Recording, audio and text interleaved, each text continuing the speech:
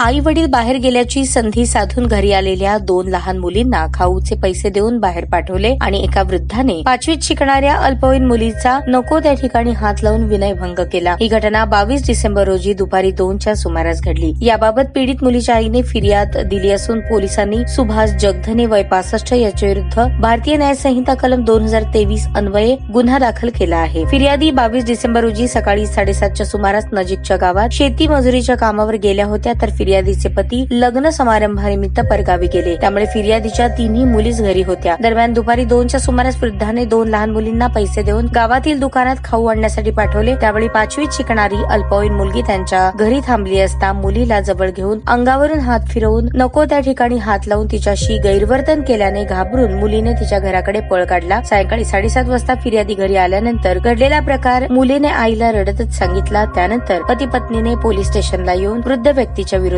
तक्रार दिली आहे। ताज्या बातम्या पाहण्यासाठी प्राईम महाराष्ट्र न्यूज चॅनलला सबस्क्राईब करा।